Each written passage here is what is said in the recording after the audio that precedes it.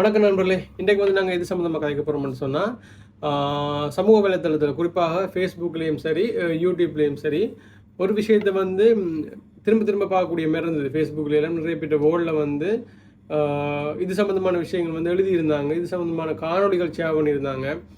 என்ன விஷயம்னு சொன்னால் உதவி செய்கிற மாதிரி இப்போ ஹெல்பிங் வீடியோ செய்கிற நிறைய யூடியூப் சேனல்ஸ் வந்து இருக்குது.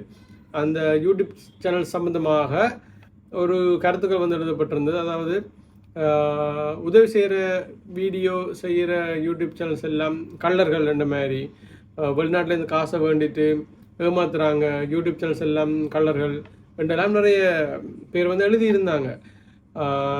உண்மையாகவே அது சரியா என்று சொல்லி பார்க்க போகிறோம்.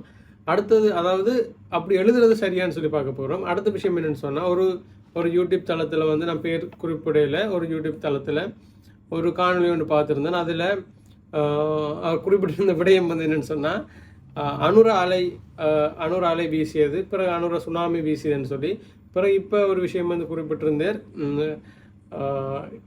ஒரு நபருடைய பேரை சொல்லி அவருடைய அலை வந்து அவருடைய சுனாமியாக மாறுவதற்கு சந்தர்ப்பம் இருப்பதாகும். அந்த அளவுக்கு எங்களுடைய அரசியல்வாதிகள் அவரை எதிர்த்து நிறைய விஷயங்கள் வந்து செய்கிறார்கள். அவரை பற்றி நிறைய விஷயங்கள் வந்து பகிர்ந்து கொண்டிருக்கிறாங்க. அவரை எதிர்த்து அவர் என்னென்னு சமாளிக்கிறேன்னு தெரியாமல் எல்லாம் திணறாங்கன்ற மாதிரி எல்லாம் ஒரு சில விஷயங்கள் வந்து அவர் சொல்லியிருந்தார். அந்த யூடியூப் தளத்தில் வர நிறைய வீடியோக்கள் வந்து நான் பார்த்துருக்குறேன். நல்ல நல்ல வீடியோஸ்லாம் நிறைய இருக்குது. ஆனால் இந்த வீடியோ வந்து எனக்கு கொஞ்சம் ஏதோ ஒரு வித்தியாசமாக இருந்தது. அப்போ இது சம்மந்தமாக இன்றைக்கு இந்த வீடியோ வந்து நாங்கள் கதைக்க போகிறோம். நீங்கள் நம்ம சேனலை சப்ஸ்கிரைப் பண்ணலன்னு சொன்னால் சப்ஸ்கிரைப் பண்ணிவிட்டு வீடியோ தொடர்ந்து பாருங்கள். சின்ன வீடியோ தான், ஸ்கிப் பண்ணிட்டு போயிடுறாங்க. சின்ன வீடியோ தான் பாருங்கள். ரைட், என்ன விஷயம்னு சொன்னால், முதலாவது விஷயம், இந்த ஹெல்பிங் வீடியோ செய்கிற, அதாவது எங்களுடைய புலம்பெயர் தமிழர்கள், எங்களுடைய வெளிநாட்டில் இருக்கிற உறவுகள் வந்து எங்களுடைய மண்ணில் இருக்கிற நிறைய கஷ்டப்பட்ட ஆட்களுக்கு அந்த காசுகள் போய் சேரட்டும், அவர்களுடைய உதவிகள் போய் சேரட்டும்னு சொல்லி சில யூடியூப் சேனல்ஸ் வச்சிருக்கிற நண்பர்கள் மூலமாக வந்து அவர்கள்ட்ட காசை கொடுத்து அந்த மக்களுக்கு போய் அந்த உதவியை செய்யுங்க, அந்த மக்களுக்கு அந்த தேவையான விஷயங்கள் செய்யுங்கன்னு சொல்லி சில விஷயங்கள் வந்து போய்கொண்டிருக்குது. எங்களுக்கு தெரியும். அதெல்லாம் வந்து அவர்கள் வந்து காணொலியாக தொகுத்து யூடியூப் தளங்களில் வந்து பகிர்ந்து கொண்டிருக்கிறாங்க. இப்படி வந்து ஹெல்பிங் வீடியோ செய்கிற ஒரு சில சேனல்ஸ் வந்து இருக்குது. குறிப்பாக இப்போ பார்த்தோம்னா இந்த ஃபெங்கல் புயலுக்கு பிறகு தான் இந்த விஷயம் வந்து கொஞ்சம் போய்கொண்டிருக்கு. இந்த பிரச்சனை வந்து போய்கொண்டிருக்கு. இந்த ஃபெங்கல் புயல், இந்த வெள்ளத்துக்கு வந்து வெளிநாட்டில் இருக்கிற எங்களுடைய புலம்பெயர் தமிழர்கள், எங்களுடைய உறவுகள் வந்து இங்கே இருக்கிற அந்த வெள்ளத்தால் பாதிக்கப்பட்ட மக்களுக்கு நிறைய காசை இந்த யூடியூப் சேனல்ஸ் வச்சிருக்கிற நண்பர்கள் மூலமாக அந்த காசை கொடுத்து அவர்களுக்குரிய அந்த வெள்ள நிவாரணம் சம்பந்தமாக இருந்தாலும் சரி, அவர்களுக்குரிய வேறு வேறு விஷயங்களுக்காக இருந்தாலும் சரி, அவருடைய மருத்துவ தேவைகளுக்கு இருந்தாலும் சரி, கல்வி தேவைகளுக்காக இருந்தாலும் சரி, இப்படியான விஷயங்களுக்கு அவங்களுடைய காசை கொடுத்து உதவி செய்ய சொல்லியிருக்கிறாங்க. அப்போ அந்த காசை வேண்டிட்டு உதவி செய்யாமல் அந்த காசை வந்து எடுத்துட்டாங்க என்று சொல்லியெல்லாம் நிறைய விஷயங்கள் வந்து பகிரப்பட்டு வந்திருந்தது. குறிப்பாக ஒரு யூடியூப் சேனலை தாக்கிய வந்து நிறைய விஷயங்கள் வந்து பகிரப்பட்டு வந்தது.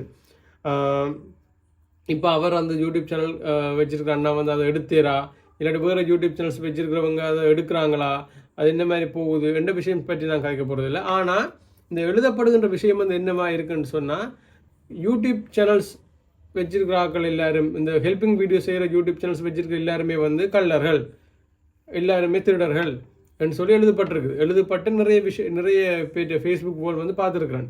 அப்போ உண்மையாகவே நாங்கள் ஒட்டு மொத்தமாக எல்லாரையும் சேர்த்து சொல்லலுமா? ஒரு சில வேளை நீங்கள் சொல்கிற மாதிரியே ஒரு சில வேளை ஒரு சில நபர்கள், இப்போ 100 பேரை எடுத்தோம்னு சொன்னால், 100 சேனல்ஸ் எடுத்தோம்னு சொன்னால், அதில் ஒரு சில சேனல்ஸ் வந்து ஏதாவது இந்த நிதியை கையாளுற விஷயத்தில் வந்து ஏதாவது ஒரு சில தவறுகள் வந்து விட்டுருக்கலாம். அதுக்காக ஒரு சில சேனல்ஸ் வச்சிருக்கிற நபர்கள் விடுற பிழையினால் நாம் ஒட்டு மொத்தமாகவே இந்த ஹெல்பிங் வீடியோ செய்கிற சேனல்ஸை வந்து குற்றம் சொல்லலுமா? ஹெல்பிங் வீடியோ செய்கிற சேனல்ஸை வந்து நாம் பழி போடையிலுமா? அவங்க எல்லாருமே திருடர்கள்னு சொல்லி ஒட்டு மொத்தமாக சொல்லலுமா? எங்களிடம் இருக்கிற ஒரு விஷயம் என்னென்னு சொன்னால், உதாரணத்துக்கு நான் சொல்கிறேனே, உதாரணத்துக்கு ஒரு சில வைத்தியர்கள் பிழை செய்ய நாம் எல்லா வைத்தியருமே பிழைதான் என்று சொல்லி சொன்னோம். ஒரு சில அரசியல்வாதிகள் பிழை செய்ய எல்லா தமிழ் அரசியல்வாதிகள், ஒரு சில தமிழ் அரசியல்வாதிகள் பிழை செய்ய எல்லா தமிழ் அரசியல்வாதிகளுமே பிழைதான். ஒரு சில வியாபாரிகள் பிழை செய்ய எல்லா வியாபாரிகளுமே பிழைதான். ஒரு சில ஆசிரியர்கள் பிழை செய்ய ஆசிரியர்களே பிழைதான். இப்படி ஒட்டுமொத்தமாக வந்து நாம் சொல்லுவோம். அதாவது ஒரு துறையில் இருக்கிற ஒரு சில பேர் செய்கிற பிழையால் நாம் என்ன செய்கிறோம்னு சொன்னால் அந்த ஒட்டு மொத்தமாக அந்த துறையில் இருக்கிற ஆட்கள் எல்லாரையும் சேர்த்தே வந்து கள்வர்கள், திருடர்கள், ஊழல்வாதிகள் என்று சொல்லி சிம்பிளாக சொல்லிட்டு போயிடும். ஆனால் அப்படி நம்ம சிம்பிளாக சொல்லிக்க நாம் ஒரு விஷயத்தை யோசிக்கணும், அவன் மட்ட சைட் இருந்து யோசிக்கணும். உதாரணத்துக்கு நாம் இப்போ வைத்தியத்துறை எடுத்தோம்னு சொன்னால் ஒரு சில வைத்தியர்கள் ஊழல்கள் இருக்குது தான், இல்லைன்னு சொல்ல முடியாது.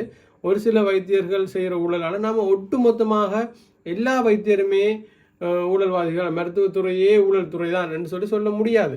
அதே மாதிரி இந்த ஒரு சில யூடியூப் சேனல்ஸ் ஒரு சில தவறுகள் செய்கிறதால நிதி சம்பந்தமான விஷயங்களை கையாள்வதில் அவங்க ஒரு சில தவறுகள் விடுவதால் நாம் ஒட்டு மொத்தமாகவே ஹெல்பிங் வீடியோஸ் செய்கிற யூடியூப் சேனல்ஸ் எல்லாருமே திருடர்கள், எல்லாருமே கள்வர்கள் என்று சொல்லலாம். இந்த ஹெல்பிங் வீடியோஸ் செய்கிற யூடியூப் சேனல்ஸால் பயன்பட்ட மக்கள், பயன்பட்ட குடும்பங்கள் வந்து நிறைய பேர் இருக்கிறாங்க. ஏன்னு சொல்லி நிறைய வெளிநாட்டில் இருக்கிற எங்களுடைய உறவுகள் வந்து அவர்களிடம் நம்பிக்கை வைத்து அவருடைய பணங்களை கொடுத்து அந்த குடும்பங்களுக்கு கொண்டு போய் கொடுங்க, அந்த குடும்பங்களுக்கு தேவையான உதவிகளை செய்யுங்கன்னு சொல்லி நிறைய விஷயங்கள் செய்கிறாங்க. ஏன் ஒரு சில அரசியல்வாதிகளுக்கு, எங்களுடைய மண்ணில் இருக்கிற ஒரு சில அரசியல்வாதிகளுக்கு கூட வெளிநாட்டில் இருக்கிற எங்களுடைய உறவுகள் வந்து காசு அனுப்பி அவருடைய அரசியல் தேவைகளுக்காக இருந்தாலும் சரி, அல்லது மக்களுடைய பயன்பாட்டுக்காக இருந்தாலும் சரி, ஒரு சில அரசியல்வாதிகள் மூலமாக கூட அந்த விஷயத்தை வந்து செஞ்சு உணர்ந்துருக்குறாங்க. அப்போ அதுக்காக இப்போ உதாரணத்துக்கு நான் சொல்கிறேன்னே, வெளிநாட்டிலேருந்து காசை வாங்கி இங்கே ஒரு அரசியல்வாதி மக்களுக்கு கொடுக்காம அந்த காசில் ஏதோ நிதியை கையாளுறதுல ஏதோ ஒரு தவறு விட்டுட்டுருன்னு சொன்னால் நாம் அதுக்காக ஒட்டுமொத்த அரசியல்வாதிகளுமே குற்றம் சொல்லிடுமா, ஒட்டுமொத்த அரசியல்வாதிகளுமே இப்படி தான் செய்கிறாங்கன்னு சொல்லிடுமா? சொல்ல முடியாது. அதனால் இந்த சமூக வலைத்தளத்தில், குறிப்பாக இந்த ஃபேஸ்புக் தளத்தில் இந்த ஹெல்பிங் வீடியோ செய்கிற இந்த யூடியூப் சேனல்ஸ் எல்லாத்தையும் ஒட்டு மொத்தமாக ஒரே கேட்டகரிக்கு போடாமல் ஒட்டு மொத்தமாக எல்லாருமே திருடர்கள், எல்லாருமே கள்வர்கள் என்று சொல்லி எழுதுறதை நிப்பாட்டிட்டு உண்மையாகவே ஒரு சேனல்ஸ் வந்து ஒரு யூடியூப் சேனல் அந்த நிதியினை கையாளுறதில் தவறு விட்டுருந்தாங்கன்னு சொன்னால் அதை ஆதாரத்தோட வெளிப்படுத்தலாம். அதில் பிள்ளை இல்லை, அதை ஆதாரத்தோடு வெளிப்படுத்தலாம். குறிப்பிட்ட யூடியூப் சேனலை மட்டும் நீங்கள் சொல்லி காய்க்கிற ஒரு விஷயம். அதற்காக ஒட்டுமொத்த நபர்களையுமே குற்றம் சாட்டுவது ஒரு தவறான விடயமாகும். ரைட். அடுத்த விஷயம் என்னென்னு சொன்னால், இன்னொரு யூடியூப் சேனலில் வந்து நான் ஒரு விஷயம் பார்த்துருந்தேன்னு சொல்லி, அதாவது அனுர அலை வீசியது. இப்போ அனுர தேர்தலுக்கு பிற்பாடு அனுர சுனாமி அடித்தது. அதே மாதிரி ஒரு குறிப்பிட்ட அரசியல்வாதி ஒருவருடைய பேரை சொல்லி அவர் அலையாக இருப்பதாகவும் அவரை வந்து மற்ற அரசியல்வாதி எல்லாரும் சேர்ந்து எதிர்க்கிறார்கள், அவரை பற்றி நெகட்டிவான விஷயங்களை ப்ரொமோட் பண்ணுறாங்க, அவரை பற்றி நெகட்டிவான விஷயங்கள் எழுதுகிறாங்க, அதனால் வந்து அந்த அலை சுனாமியாக மாறப்போகுது, சுனாமியாக மாறுவதற்குரிய வாய்ப்புகள் இருக்குன்னு சொல்லியிருந்தேன்.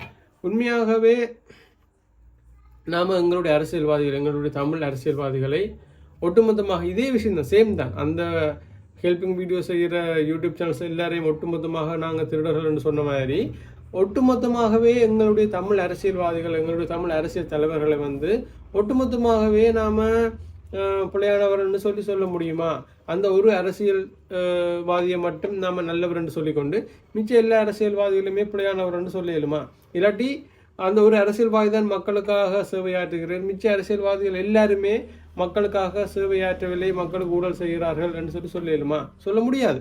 ஏன்னு சொன்னால் இவ்வளோ நாட்களாக இந்த குறிப்பிட்ட அந்த அரசியல்வாதி அரசியலுக்குள்ளே வருவதற்கு முதல் பார்த்தோம்னு சொன்னால் நிறைய அரசியல்வாதிகள் இருக்கிறாங்க, நிறைய தமிழ் அரசியல்வாதிகள் இருக்கிறாங்க. அதில் பெரும்பாலும் இந்த தேர்தலில் நம்ம பார்த்தோம்னு சொன்னால் நிறைய பேரை வந்து எங்களுடைய மக்கள் வந்து புறக்கணிச்சிருக்காங்க. புறக்கணிச்சது காரணம் என்னென்னு சொன்னால் அவர்கள் மக்களுக்குரிய சேவையை வந்து சரியாக செய்யவில்லை, மக்களுக்காக அவர்கள் தங்களை அர்ப்பணித்து செயற்படவில்லை. அதனால் மக்கள் அந்த விஷயத்தை வந்து புறக்கணித்து இன்னொரு அரசியல்வாதிக்கும் சரி வாக்களிச்சிருக்காங்க. அதே நேரத்தில் ஏற்கனவே இருக்கின்ற அந்த பழைய அரசியல்வாதிகளுக்கும் வாக்களித்து தான் இருக்கிறார்கள். கிழக்கு மாநிலத்தில் நம்ம எடுத்து பார்த்தோம்னு சொன்னால் அங்கே நிறைய வாக்குகள் வந்து பழைய அரசியல்வாதிகளுக்கு விழுந்திருக்கு, கிளிநொச்சியில் விழுந்திருக்கு. அப்போ அதற்காக நாம் ஒட்டுமொத்தமாக எங்களுடைய தமிழ் அரசியல்வாதிகள் எல்லாரையுமே பிழையானவர்கள், அவர்கள் எல்லாருமே வேஸ்ட். இப்போ வந்திருக்கிற இந்த அரசியல்வாதி மட்டும்தான் நல்லவர், அவர் தான் மக்களுக்காக செயற்படுகிறார், அவர் மட்டும்தான் மக்களுக்குரிய தீர்வை பெற்றுத்தரப்போகிறார் என்று சொல்லி நாம் சொல்ல முடியாது. அதே நேரத்தில் புதுசாக வந்திருக்கிற அரசியல்வாதியாக இருந்தாலும் சரி, ஏற்கனவே இருக்கிற எங்களுடைய பழைய அரசியல்வாதிகளாக இருந்தாலும் கூட சரி, எல்லாருமே சேர்ந்து இணைஞ்சு ஒரே டீமாக செயற்பட்டு தான் எங்களுடைய மக்களின் பிரச்சனைக்குரிய தீர்வுகளை வந்து பெற்றுத்தர முடியும். ஏற்கனவே போயிருக்கிற ஆக்களே கொஞ்சம் பேர், அதுலேயும் இவர் மட்டும்தான் நல்லவர், மிச்சம் எல்லாரும் கூடாத வேலைன்னு சொல்லி மிச்சம் எல்லாரையும் ஒதுக்கி வச்சுக்கொண்டு ஒரு ஆளை மட்டும் நம்ம ப்ரொமோட் பண்ணி வேலை இல்லை. எல்லாருமே சேர்ந்து எல்லா பாராளுமன்றத்துக்கு மக்கள் வாக்கு போட்டு, மக்களோட தேர்வுகள் எப்போதுமே பிழையாக இருக்க முடியாது. மக்கள் வாக்கு போட்டு யாரையெல்லாம் பாராளுமன்றத்துக்கு அனுப்பியிருக்கிறார்களோ அவர்கள் எல்லாரும் ஒன்றா சேர்ந்து ஒரு டீமாக நின்று எங்களுடைய மக்களின் பிரச்சனைக்காக பாராளுமன்றத்தை கதைச்சோ சண்டை பிடிச்சோ மக்களுடைய பிரச்சனைக்கு தீர்வுகளை வந்து பெற்றுத்தர வேணும். அப்போ நாம் அங்கே போயிருக்கிற எல்லா அரசியல்வாதிகளையும் நாம் சமணம் மதிக்கத்தான் வேணும். எல்லா அரசியல்வாதிகளுக்குரிய மரியாதையும் கொடுக்கத்தான் வேணும். நாம் அந்த அரசியல்வாதிக்கு மரியாதை கொடுக்கல. உண்மையாக சொல்ல போனால் அந்த அரசியல்வாதிகளுக்கு வாக்கு போட்டு தெரிவு செஞ்சுருக்கிற அந்த மக்களுக்கு தான் நம்ம மரியாதை கொடுக்குறோம். இப்போ நம்ம அந்த ஒரு அரசியல்வாதியை மட்டும் இவரான் நல்லவர், இவரான் இப்போ அலையா இருக்கிற சுனாமியை வரப்போகிறார், இவரான் மக்களுக்கு தீர்வுகளை பெற்றுத்தரப்போகிறார் என்று அவரை மட்டும் நல்ல மாதிரி சொல்லிட்டு மிச்ச அரசியல்வாதிகள் எல்லாரையும் நாம் பிள்ளையா சொல்ல முடியாது. மிச்ச அரசியல்வாதிகள் எல்லாம் நம்ம பிள்ளையா சொல்கிறோம்னு சொன்னால் அந்த மிச்ச அரசியல்வாதிகளுக்கு எல்லாம் வாக்கு போட்டுக்கிற அந்த மக்களினுடைய தீர்ப்பையும் அந்த மக்களினுடைய தெரிவையும் வந்து நாங்கள் பிள்ளையா சொல்கிறோம்னு அர்த்தம். அப்படி நம்ம சொல்ல முடியாது. ரைட், அவ்வளோதான் ஃப்ரெண்ட்ஸ். இப்போ நான் சொல்லியிருக்க இந்த 2 விஷயங்கள் தொடர்பாக உங்களுக்கு ஏதாவது கேள்விகள் இருந்தாலோ இல்லாட்டி உங்களுக்கு ஏதாவது சொல்லணும்னு தோணாலோ அதை என்னன்னு சொல்லி மறக்காம கமெண்ட்டில் சொல்லுங்கள். இன்னொரு வீடியோவில் உங்களை சந்திக்கிறேன். நன்றி.